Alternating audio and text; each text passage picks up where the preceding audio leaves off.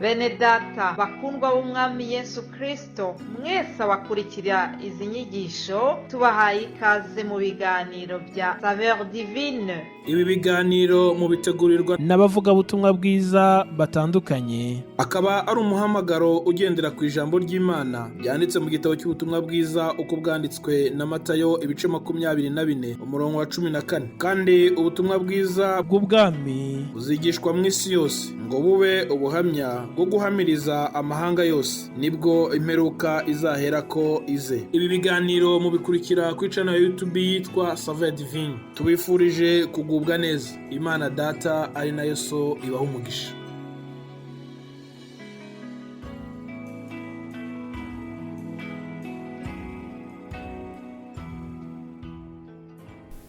Yesu ashimwe bakundwa nshuti z'umusaraba, bene data mwese abakurikira ibi biganiro byacu bya Saveur Divine, ndabaramukije mu izina rya Yesu Kristo.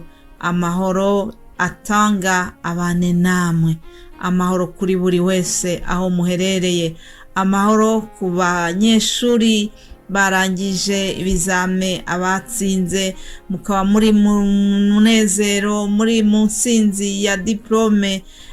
Mbifurije gukomeza kugubwa neza no gushima Imana hamwe namwe.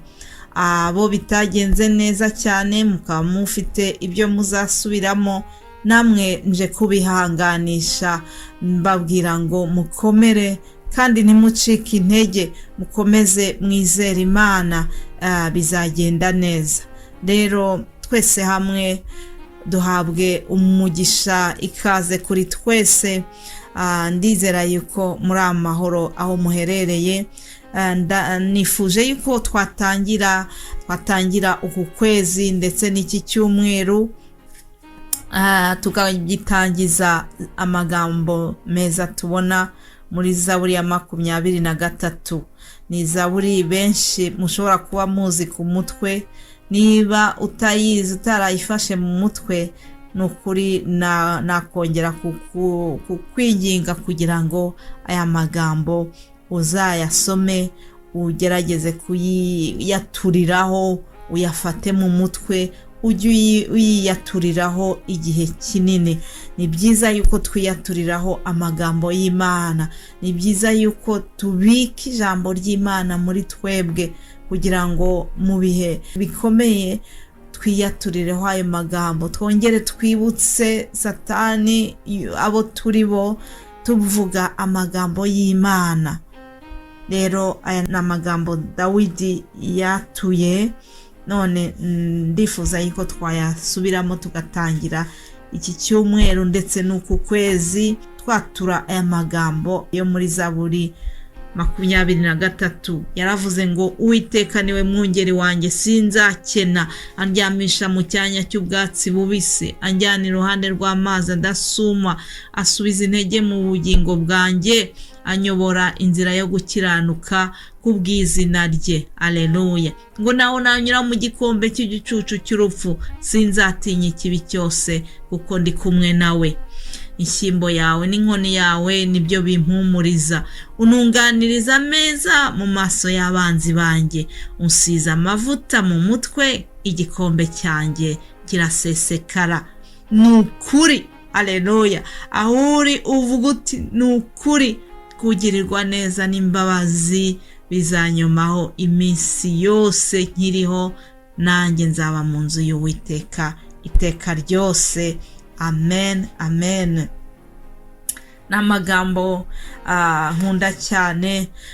Dawidi wanditse iyi Zaburi yarahamije, aricara arahamya ati Uwiteka niwe mwungeri wanjye sinzakena. Sinzi umwungeri wawe ufite uwo ari we, ariko ndakwifuriza kugira ngo mu bungeri ufite ufate umwungeri nimero ya mbere, aba ari we ubwira muri aka kanya. Wongere wishimire yuko akuyoboye, wongere umwishimire yuko ari we mwungeri utazagutererana, ari we mwungeri udashobora kukubabaza. Hanyuma Dawidi aratura aravuga ati Uwiteka niwe mwungeri wanjye. ubwo ari we mwungeri wanjye rero sinzakena. Yari azi neza icyo umwungeri bisobanuye. Umwungeri ubundi mu nshingano ze zikomeye agomba kwita ku matungo ye, agomba kuyarinda icyaza kuyagirira nabi. Ni ukuvuga ngo hari ukuyitaho mu buryo bwo kuyagaburira, prendre soin, nourrir, hakabaho no kuyitaho mu buryo bwa protection. Ubwo rero nawe Dawidi aravuga ati ubwo Uwiteka ari we mwungeri wanjye sinzakena, nta kintu namuburana. Yari azi imbaraga z'Uwiteka uko zingana, arabyatura.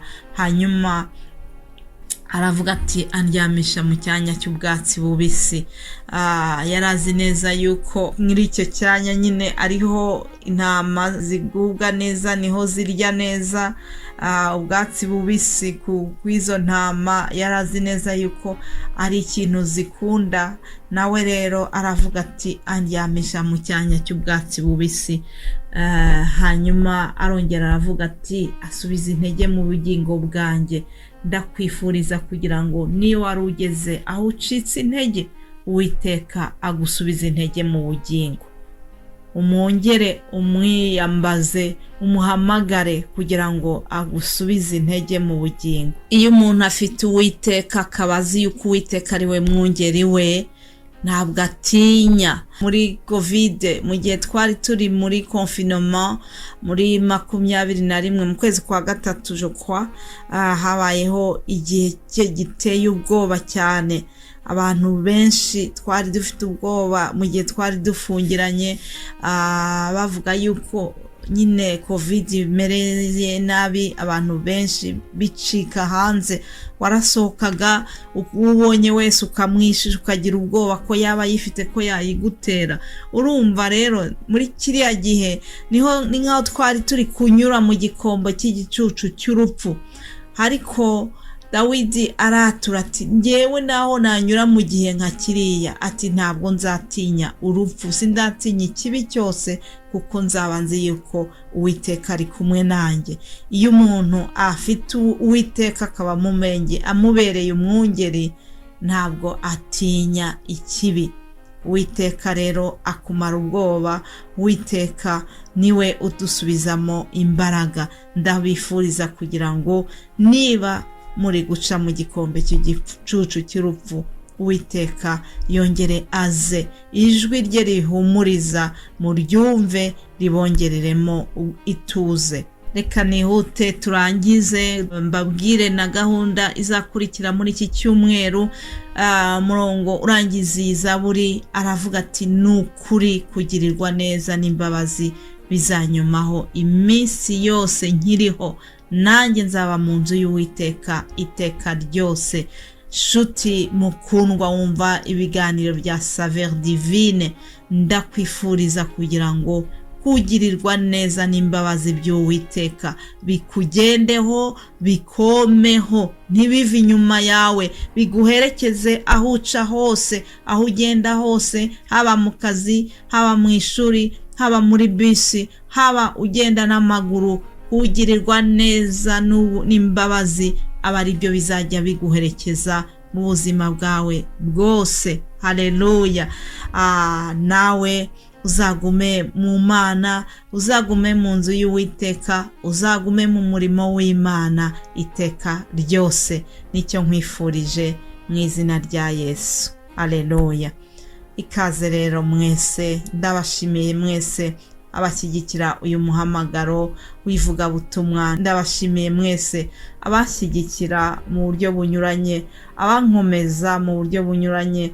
Mwese Imana ibaha umugisha, kandi mumfashe tujye dushimira bene data babagezaho ibi biganiro du mardi au vendredi, kwitanga kwabo bakabategurira ijambo ry'Imana, ijambo nukuri ritavangiwe. Haleluya. Ndashima Imana kubw'Imana yatanze mu bavuga butumwa bo muri Saveur Divine. Nzi neza yuko Imana ibavugiramo ikabakoresha kugira ngo baduhugure kandi badufashe kugira ngo nukuri muri iyi nzira y'agakiza twiyemeje dukomeje kugenda neza. Aleluya. Nk'uko bisanzwe kandi buri wa mbere mbagezaho umutwe w'ijambo tuzigaho muri icyo cyumweru tuba dutangiye.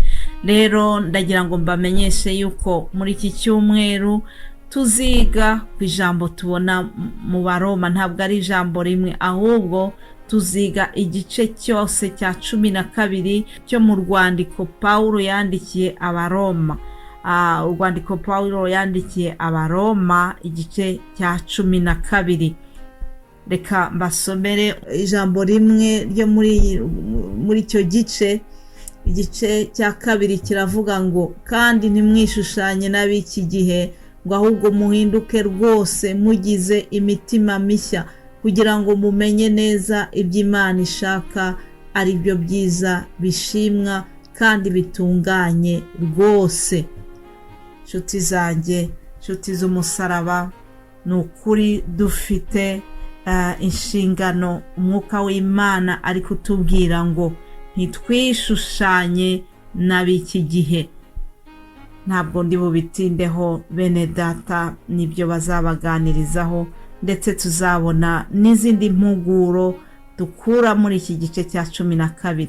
Ndabifuriza rero kugira ngo muzatege amatwi, muzaryoherwe n'ijambo ry'Imana, impuguro dukura muri iki gice cya 12 cy'Abaroma.